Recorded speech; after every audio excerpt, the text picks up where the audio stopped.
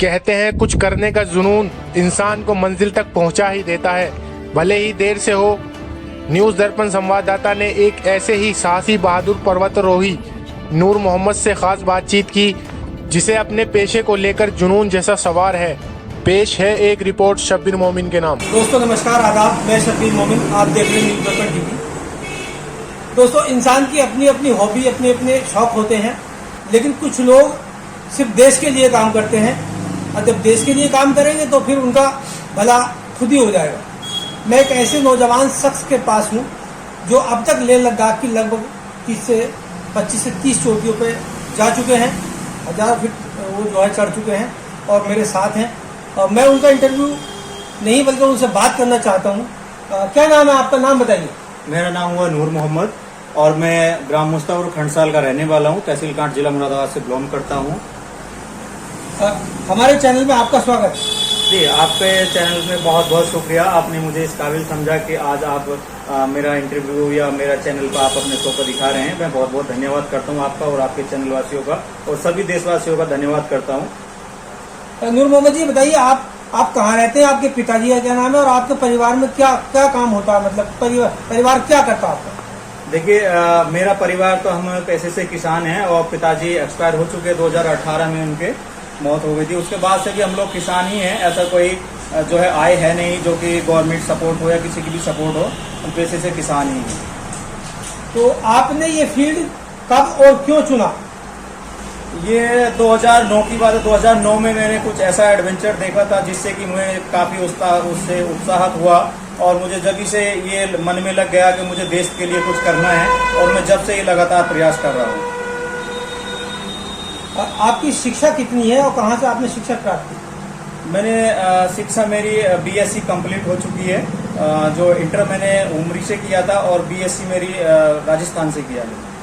अच्छा, अभी आगे और शिक्षा के क्षेत्र में आगे जाएंगे या अपना इसी फील्ड को आगे इसमें आगे काम करेंगे? अभी तो इसी फील्ड में लगे हैं। देश के लिए कुछ करना है, कुछ अलग हटके करना था तो उसी में लगातार प्रयास कर रहे हैं। अभी आगे बहुत कुछ करना है देश के लिए अपने, तो उसी में अभी लगे हैं। नहीं, अब आपकी आखिरी चोटी जो आपका सपना है, आपका ख्वाब है जिस चोटी पे आपको फतेह करने का, वो चोटी का नाम बता। देखिए, लास्ट ऑप्शन जो हमारा लास्ट स्टेप है वो है माउंट एवरेस्ट। दुनिया की सबसे ऊंची चोटी है और उस पर मुझे अपने देश का तिरंगा फहराना है। उसी के लिए मैं लगातार प्रयास कर रहा हूँ। थोड़ा अपने बारे में बताएं, कितनी चोटियों में आप अब तक जा चुके हैं? मैं अभी तक लगभग 25 से 30 चोटी सबमिट कर चुका हूँ, जिसमें 4000 मीटर और 5000 मीटर और 6000 मीटर की चोटियाँ उसमें शामिल हैं। अच्छा, इतनी शामिल है जी। इसके अलावा ये बताइए कि सरकार को आपने कुछ सरकार से मांगा है, सरकार को आपका कुछ अनुदान आपको मिला है, नहीं मिला है, या आगे क्या करना चाहते हैं? क्या देखिए, अभी तक तो किसी ने मेरे को अभी सपोर्ट नहीं किया है और मैं सरकार से क्या प्रशासन से और सभी भारतवासियों से मैं तो यही अपील करूंगा कि मेरी सपोर्ट करें, मेरी मदद करें, जिससे कि मैं दुनिया की सबसे ऊंची चोटी पर चढ़कर भारतीय तिरंगा फहराऊंगा। दुनिया की चोटी पर भारतीय तिरंगा फहराने का सपना आप रखते हैं। फिलहाल अब आपने लास्ट में कौन सी चोटी पे चढ़े हैं और आप कौन सी चोटी पे जाने वाले हैं? अभी लास्ट में स्वतंत्रता दिवस के मौके पर हम लोग लद्दाख में जो है जोजंगो है 6218 मीटर की और दूसरा है कांगमारुला पास जो कि 5258 मीटर का है। उस पर हमने स्वतंत्रता दिवस के टाइम पे अपने तिरंगा फहराया था। आने वाले समय में कौन सी चोटी पे जाने वाले हैं? देखिए, अभी तो माउंट एवरेस्ट के लिए तैयारी में लगे हैं। लोग उसके पास जा रहे हैं, स्पॉन्सरशिप के लिए मांग रहे हैं। लोग अभी क्या सपोर्टिंग नहीं मिल पा रही है, ना ही अपने समाज से, ना ही कोई प्रशासन से, ना ही और भारतवासियों, ना ही कोई सरकार का अधिकारी या कोई भी सरकार का मंत्री हमें सपोर्ट कर रहा है। मतलब आर्थिक मदद आपको अभी प्राप्त नहीं हुई? अभी तक कोई आर्थिक मदद प्राप्त नहीं हुई है। इसीलिए हम सरकार से, प्रशासन से, सभी से हम यही कहना चाहेंगे कि हमारी सपोर्ट करें, हमें मदद करें, आर्थिक सहायता की हमारी मदद की जाए, जिससे कि हम अपने भारत देश का नाम रोशन कर सकें। सपोज करिए आपने माउंट एवरेस्ट पर आप चढ़ गए, आपने तिरंगा फहरा दिया, उसके बाद का आपका कोई और सपना है? नहीं, फिर उसके बाद तो कोई सपना नहीं है। बस एक ही यही सपना है कि अपना देश का तिरंगा फहराना दुनिया की सबसे ऊंची चोटी पे, और यही गौरव की बात होगी। क्या आप शादीशुदा हैं या अभी? नहीं, अभी शादीशुदा नहीं है। तो फतेह करने के बाद ही शादी करने का प्लान है? नहीं सर, वो तो ऐसा अभी देखो नसीब में जो होता है वही होता है। अभी नसीब का भी ये भी होता नहीं है कि अभी हम लोग माउंट एवरेस्ट के लिए तैयारी कर रहे हैं।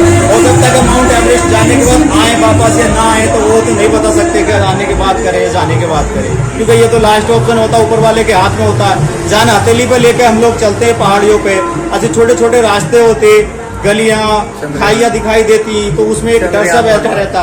लेकिन हमारे अंदर एक ही जज्बा होता है, अपने देश के लिए कुछ करना है, अपने देश का तिरंगा फहराना है, वो सब डर दूर हो जाता है सर। नूर मोहम्मद, ये बताइए, अभी हाल ही में कल 23 अगस्त को ही भारत ने भी इतिहास रचा है। इसरो वैज्ञानिकों ने गगनयान 3 हमारा चांद पर लैंड कर गया है, उसके बारे में थोड़ा बताइए, आपको कैसा लग रहा है? देखिए, बहुत खुशी की बात है और सभी भारतवासियों को खुश भी होना चाहिए। और सबसे पहले मैं उन वैज्ञानिकों को बहुत बहुत धन्यवाद देता हूँ, ढेर सारी शुभकामनाएं देता हूँ उनको। इन्होंने इतनी लगातार मेहनत की और उनकी मेहनत रंग लाई और हमारा चंद्रयान सक्सेसफुली समिट पहुंच चुका है चांद।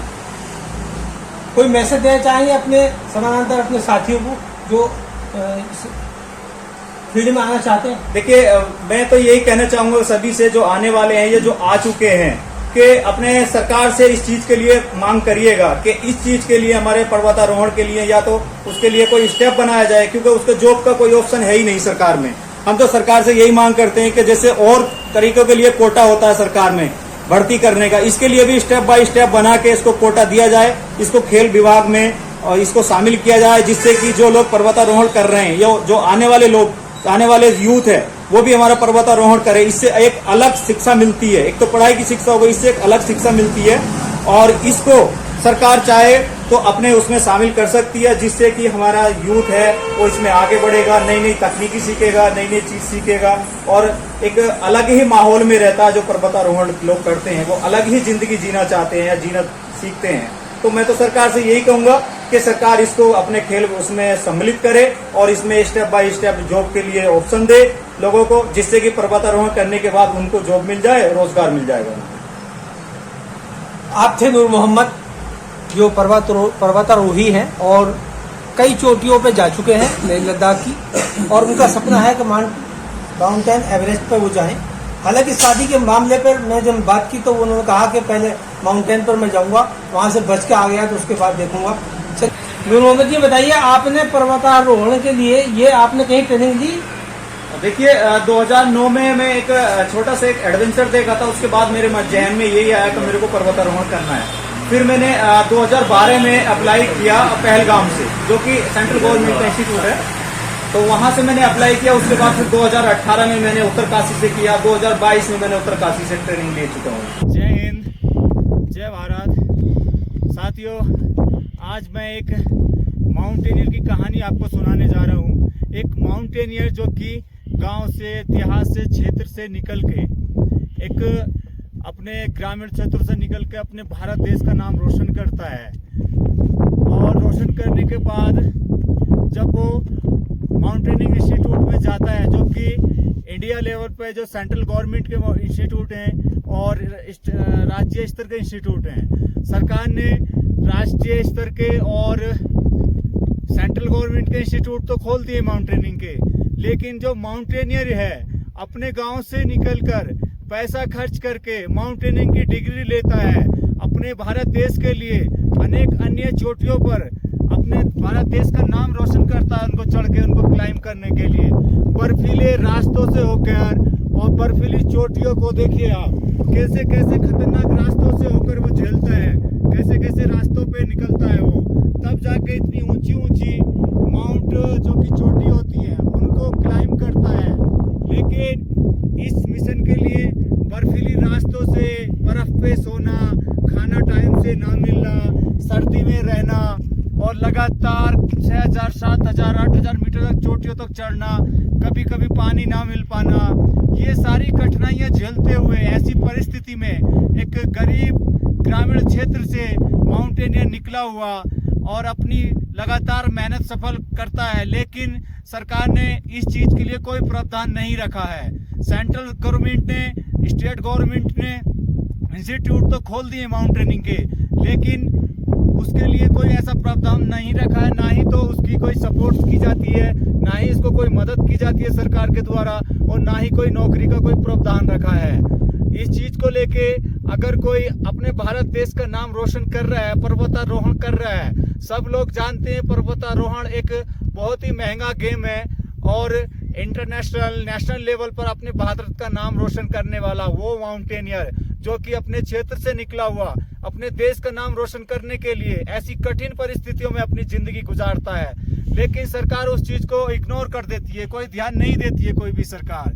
तो मैं उन सभी साथियों से जो मेरी इस वीडियो को देख रहे हैं, मैं उन सभी साथियों से ये कहना चाहूंगा कि प्लीज आप एक माउंटेनियर के लिए आगे आए, सरकार से इस चीज की मांग करें, वो चाहे कोई भी राज्य का माउंटेनियर हो। मैं ये नहीं कहता कि मैं अपने लिए बोल रहा हूँ, ये चीज हर एक माउंटेनियर के लिए बोल रहा हूँ, क्योंकि मैं जिस परिस्थिति से गुजर रहा हूँ मुझे पता है। गरीब घर के क्षेत्र से निकला हुआ लड़का कहाँ से माउंटेनिंग कोर्स करके 20, 50, 60 हजार रुपए, 20, 25 हजार रुपए पहले खर्च करता है, माउंटेनिंग की डिग्री लेता है, उसके बाद भी नौकरी का कोई चांस ही नहीं है, सरकार का कोई प्रावधान ही नहीं है इस चीज को लेके कि हाँ उसमें आपका कोई कोटा होगा या आपका पर्वतारोहण आपने कर लिया है उसका कोई स्टेप बनाया जाए कि हाँ आपको नौकरी दी जाएगी। ये ऐसा कोई प्रावधान ही नहीं है। और वो माउंटेनियर अपने देश का नाम रोशन करने के लिए स्पॉन्सर के लिए सरकार के पास जाता है, सरकार साफ लफ्जों में सरकार के आला अधिकारी मना कर देते हैं कि हमारे इसमें सरकार में ऐसा कोई प्रावधान ही नहीं है, हम ना ही स्पॉन्सर दे सकते ना ही आपको मदद कर सकते हैं। तो एक माउंटेनियर के लिए ऐसा क्यों, जब हर क्षेत्र में आप ग्रेजुएशन की डिग्री करके आपने कॉलेज से डिग्री ले ली, पीएचडी कर ली, पीएचडी करने के बाद तो आपको नौकरी मिल ही जाती है, लेकिन पर्वतारोहण करने के बाद डिग्री लेने के बाद पर्वतारोही को नौकरी क्यों नहीं मिलती। मैं आप सभी साथियों से अपील करता हूं कि प्लीज सपोर्ट करिए, हमारी सारे जितने भी भारत में माउंटेनियर है उनकी सबकी सपोर्ट करिए, उनकी मदद करिए और सरकार से मांग करिए उनके लिए कि उनकी मदद की जाए, उनकी सपोर्ट की जाए। और सरकार को ये प्रावधान लाना चाहिए पर्वतारोहण के लिए, हर एक सिलेबस में तैयार करना चाहिए कि हमारे पर्वतारोहण जो करते हैं उनके लिए सरकार क्या कदम उठा रही है। तो प्लीज जो लोग इस मेरी वीडियो को देख रहे हैं और सभी साथियों से जो भी पर्वतारोही हैं, मैं उनसे भी सभी साथियों से गुजारिश करूंगा कि अपनी अपनी सरकार के खिलाफ अपना ये एक्शन लीजिए, अपनी सरकार से मांग करिए इस चीज के लिए। और मैं सभी साथियों से भारतवासियों से अपील करता हूं कि प्लीज हम सभी की मदद कीजिए, सपोर्ट कीजिए, ताकि हम अपने भारत देश का नाम नेशनल नहीं इंटरनेशनल लेवल पर ऊंचा कर सकें और सभी भारतवासियों को गौरवान्वित कर सके। जय हिंद, जय भारत। और जो भी इस वीडियो को देख रहे हैं प्लीज मेरी इस वीडियो को ज्यादा से ज्यादा शेयर कीजिएगा, ताकि आने वाले जो पर्वतारोही हैं या जो पर्वतारोहण करना चाहते हैं उनके लिए भविष्य के लिए एक रास्ता खुल जाएगा, उनको भी एक रास्ता मिल जाएगा। तो मैं सभी से यही गुजारिश करूंगा कि मेरी वीडियो को ज्यादा से ज्यादा शेयर करिए, ताकि लोग देखें और लोग हमारी सपोर्ट करें, हमारी मदद करें, सरकार से हमारी मांग करें हमारे लिए। जय हिंद, जय भारत।